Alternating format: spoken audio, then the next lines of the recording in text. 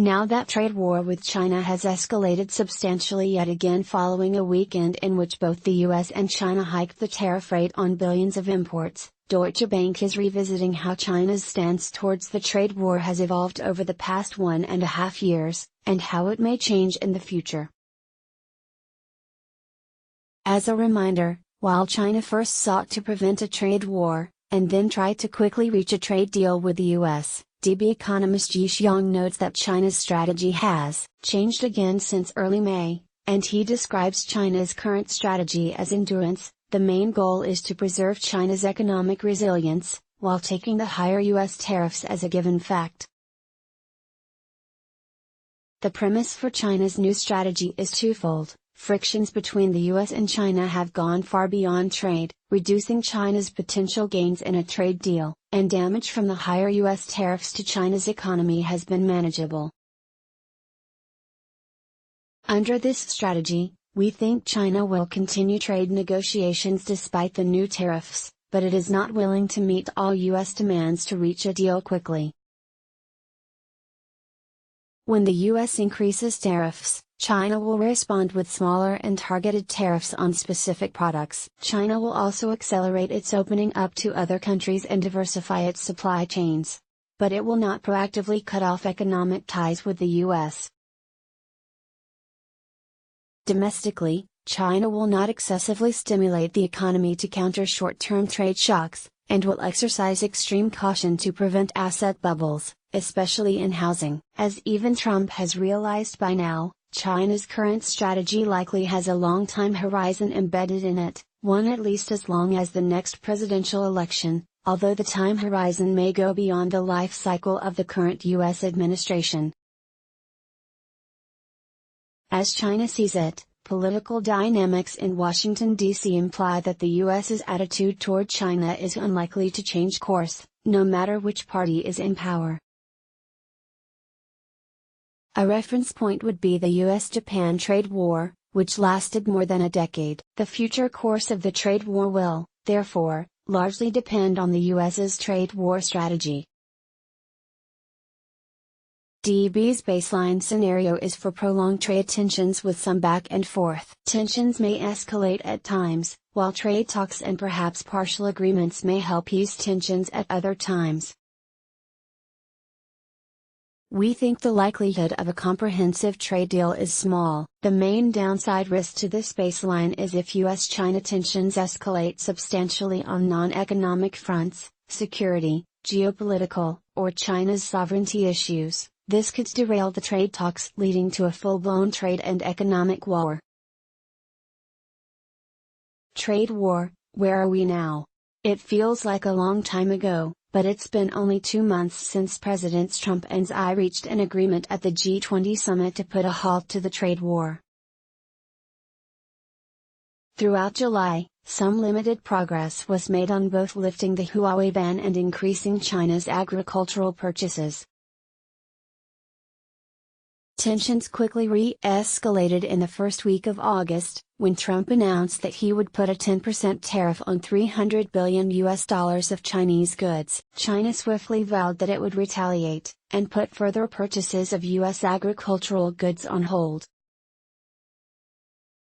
The RMB depreciated in the next few days, breaking the 7 threshold against the USD. And the US responded by declaring China a currency manipulator. Tensions eased slightly as the negotiation teams talked over the phone, and on August 14 the US delayed tariffs on more than half of the $300 billion list to mid-December.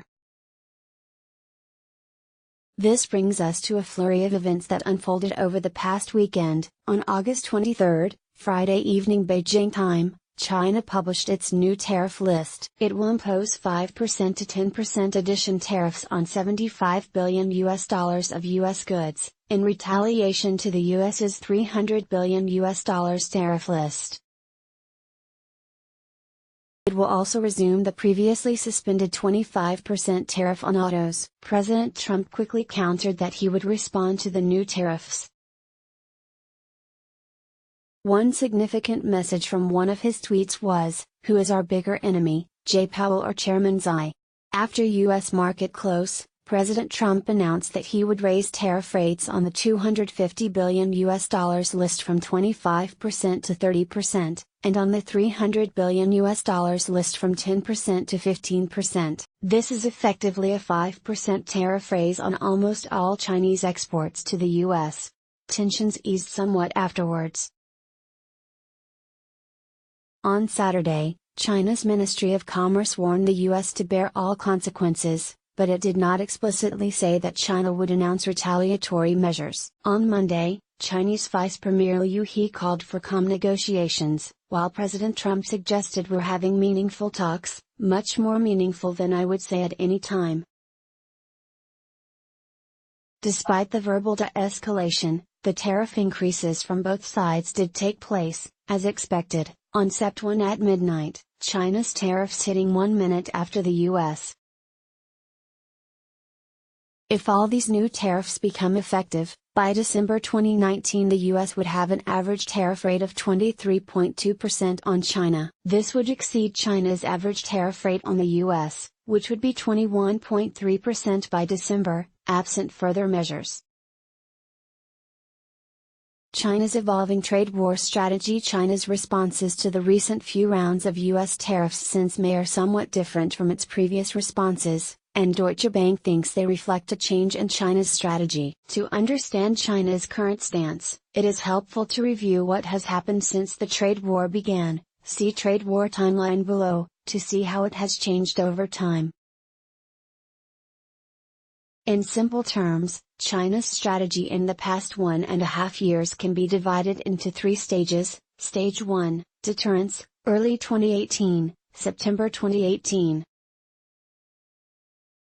In the first phase of the trade war, China's strategy was perhaps best described as trying to deter the U.S. from imposing tariffs. Recall that in the beginning, a full-fledged trade war was viewed as a tail risk by most observers. For each round of U.S. tariffs over this period, the 232 list, the $50 billion list, and the $200 billion list, China responded immediately with comparable tariffs on U.S. goods. It can be described as a game of chicken strategy. In order to prevent the trade war, China must prove its willingness to match all U.S. tariff threats, so as to convince the U.S. that both sides would have a lot to lose. When the trade war became reality, the RMB depreciated rapidly from around 6.3 USD in March 2018 to 6.9 USD in September 2018. Stage 2, Compromise, November 2018, April 2019. Presidents Trump and Xi's phone call in early November 2018 marked the start of the second phase, which lasted until April 2019. After earlier moves failed to prevent a trade war from happening, we think China showed genuine willingness to make a deal to prevent further deterioration in the U.S.-China relationship. Over this period, China held frequent, 6-rounds, trade talks with the U.S., purchased U.S. agricultural products, suspended tariffs on U.S. autos, passed a new foreign investment law, and revised regulations on technology transfers. The RMB was stable, appreciating to 6.7 USD by April. Stage 3, Endurance, May 2019, now. Recent developments suggest that the trade war likely entered a new phase. It started when the trade talks broke down in May. A symbolic event is that China issued a white paper on its position in trade talks in early June. In the white paper, China laid out a series of principles for a trade deal. The white paper formalized China's positions, which had not been spelled out clearly before. The RMB depreciated again, reaching 7.1 USD in August. There are 2 main reasons why China has changed its strategy lately. The primary reason for the change is that China no longer sees resolving the trade war as the top issue in U.S.-China relations. Over the past year, frictions between the U.S. and China have gone far beyond trade, including on the fronts of technology barriers, security, geopolitical issues, and even China's sovereignty issues. If China had hoped before that resolving the trade war could help improve overall U.S.-China relations, that hope is largely gone. The second reason is that China may have judged the damage of the trade war as manageable, based on evidence that we will discuss in the next section. This latest strategy can be labeled as endurance because China no longer seems to seek a near-term solution to the trade war. Currently, China is neither aiming to quickly reach a trade deal, nor trying to hit back at the US as hard as it can. Rather, China seems to have internalized the trade war as a given fact, and is trying to preserve China's economic resilience under rising tariffs. In the words of the white paper, China remains committed to its own cause no matter how the external environment changes. China's current trade war strategy can be summarized as follows: China is willing to continue trade talks. China has not yet cancelled any trade talks with the US, despite all the new tariffs. Whether or not an agreement can be reached, China still judges having trade talks as better than no talks at all. Stopping the talks may send the wrong message that China does not want a trade deal at all. It does, but not at any cost. But it will abide by the principles set in the white paper. Solving the tariff problem is unlikely to resolve the broader problems between the US and China. Even the Huawei ban, which is partly a trade issue, does not seem to be something the US can rescind in a trade deal. Therefore, China is not willing to offer a lot for a trade deal, given the limited benefits. China will still respond to US tariffs, but with smaller and targeted measures. As is shown in Figure 1, recent China retaliatory tariffs are smaller than corresponding US tariffs not only in absolute size, but also in relative terms. The goal of retaliation is not to maximize the damage to the US, but to disincentivize further US tariffs. For the same reason, China is likely reluctant to take non-trade actions against the US, such as punishing US business interests in China. In fact, it may be just the opposite. Costco just opened its first store in China, and Tesla's Shanghai factory will be completed soon. China will also accelerate its opening up to other countries. This will both help the Chinese economy and increase the cost for the US in a trade war. In the longer term, China will likely reduce its supply chain's reliance on the US. A page from Sunday's People's Daily, the official newspaper of the CPC, interestingly puts official statements and comments about new US tariffs on the same page as multiple articles about China's improving cooperation with other countries. We provide the layout in Figure 2. A case in point here is how China recently raised tariffs in retaliation to the US tariff on $300 billion of Chinese goods. China's retaliation came out not only smaller in size, $75 billion compared to $300 billion, but also lower in tariff rates, 10% compared to 10%. The new list substantially overlaps with China's previous tariff lists. About 90% are items that have already been tariffed before. This is because the new list is well targeted at the product level. In fact, if we calculate China's additional tariffs by product categories, it is clear that tariffs increase the most for agricultural products, automobiles, and energy, the products that the current US administration cares about the most.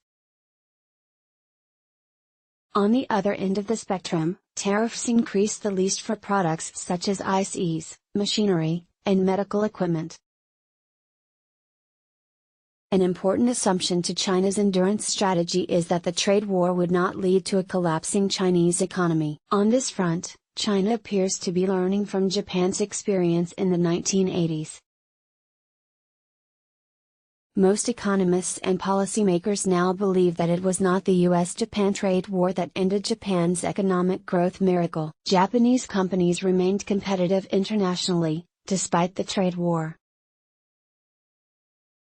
Rather, it was a series of policy mistakes that led to an unprecedented housing bubble and a prolonged balance sheet recession. Based on this diagnosis, policymakers are likely not overly worried about the direct impact of the trade war.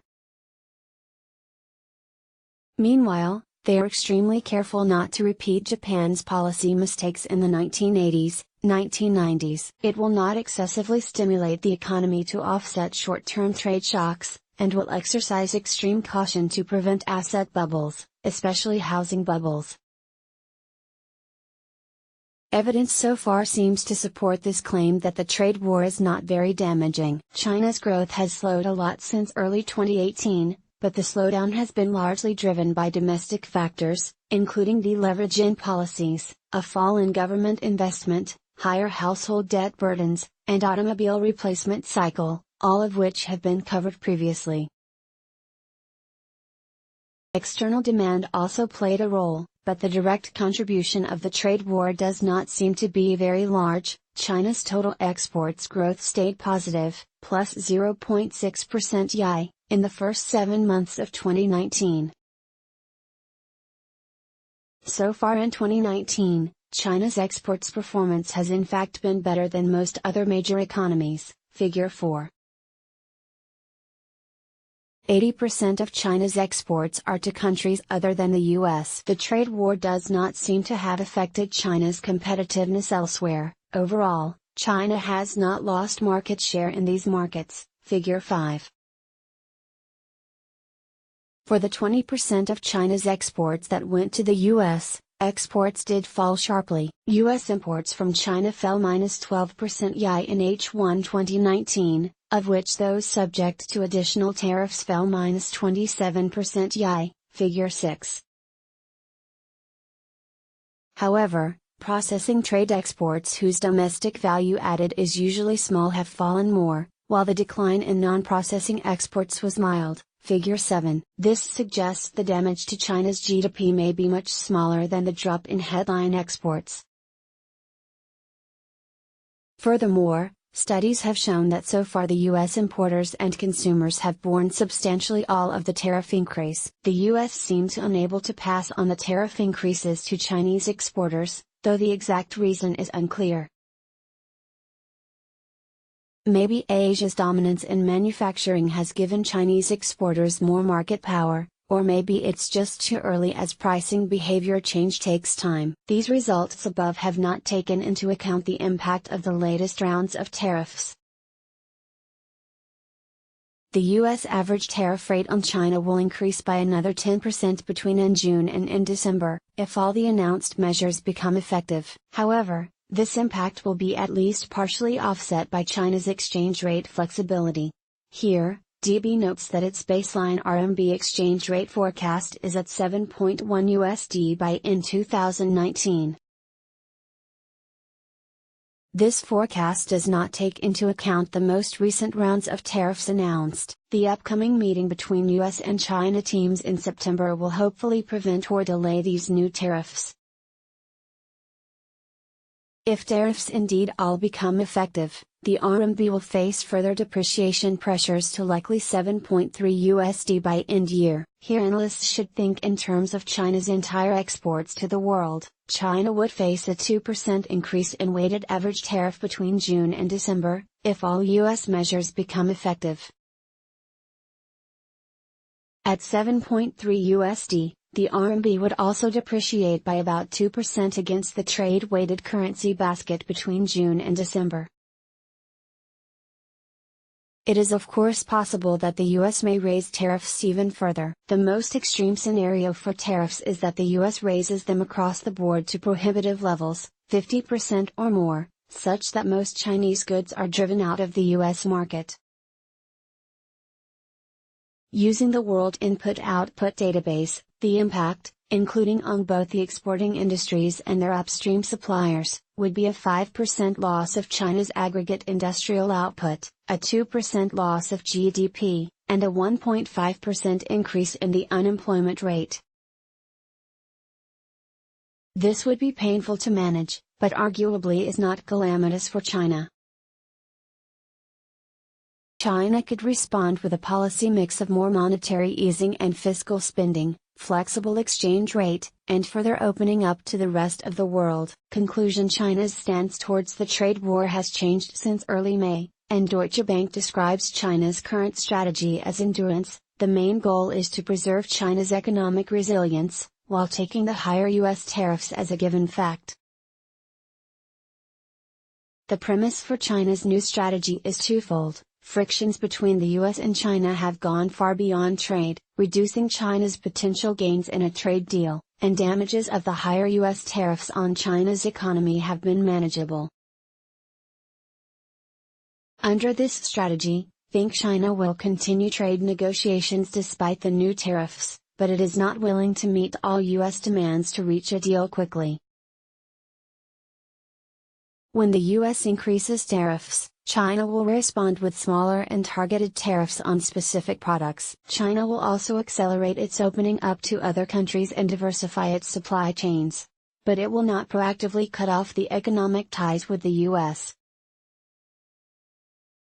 Domestically, China will not excessively stimulate the economy to counter short-term trade shocks, and will exercise extreme caution to prevent asset bubbles, especially in housing. China's current strategy likely has a long time horizon embedded in it.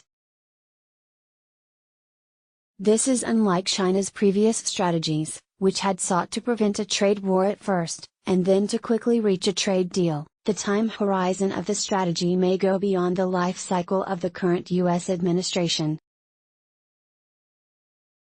As China sees it, political dynamics in Washington, D.C. imply that the U.S.'s attitude toward China is unlikely to change course, no matter which party is in power. A reference point would be the U.S.-Japan trade war, which lasted more than a decade.